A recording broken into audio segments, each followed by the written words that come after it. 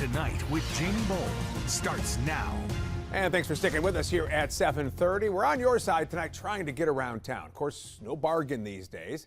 Charlotte is dealing with more people, more cars, more bumper-to-bumper traffic. We entered this century with a population in the city close to 541,000. 25 years later, we are sitting at about 935,000. You see that? A 73% increase. It has left the North Carolina Department of Transportation with the nearly impossible job of trying to keep up to keep you moving. A few stretches of highway in our city are more emblematic of the struggle than Interstate 485. The loop around the city was finally completed 10 years ago in 2015. It was 25 years after the first mile or so opened to traffic in 1990. Then Governor Pat McCrory cut the ribbon with a pace car from Charlotte Motor Speedway. Now we know how long it takes to build a new highway in North Carolina. It's this generation's and the generations before me responsibility to initiate in anticipation of the growth that continues to come to this area. Yeah, prophetic words, right? Anticipate what is still to come. Well, in 2003, the stretch of 485 near Pineville Matthews Road was carrying 107,000 cars a day.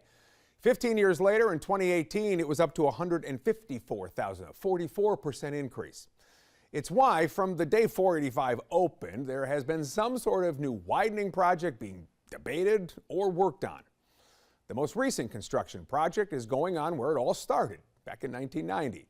See the map here? We're talking about the stretch in southern Mecklenburg County between I-77 and US 74.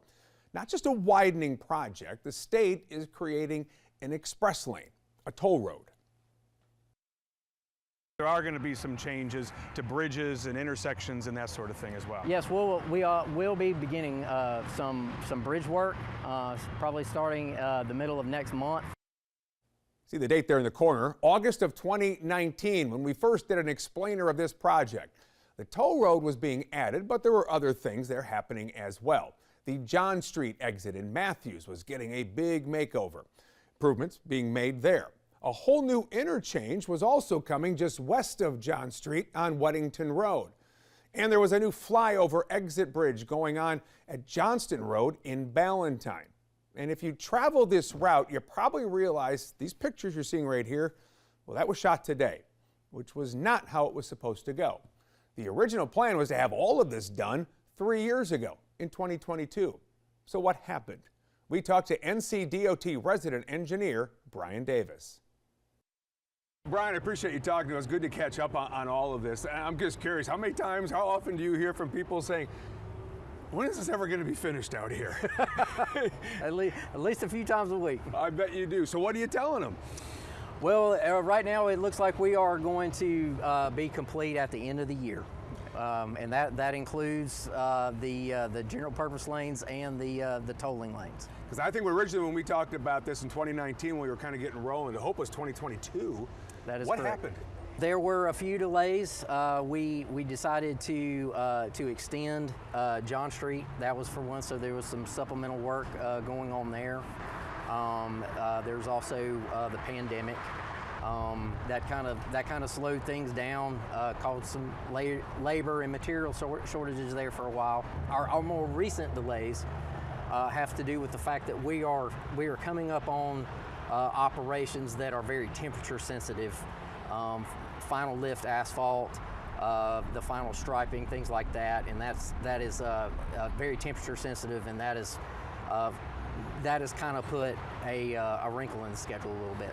Walk me through a little bit more. You said COVID-related issues that you dealt with. Describe those a little bit more detail of what you were dealing with at that time. The economic impact that the pandemic had, the materials shortages, factories, mills, they all kind of shut down and weren't producing some of the vital materials like concrete, steel, that kind of thing, and those as well as ITS devices, intelligent transportation system devices, those kinds of things were not being produced at that time, or not being produced as quickly, and so that kind of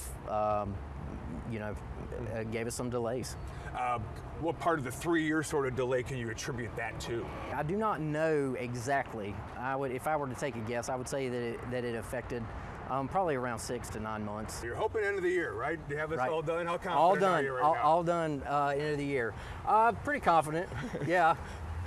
Yeah. If it is, I'm keeping my fingers crossed that that temperatures cooperate with us, and that we can have a very successful spring and summer.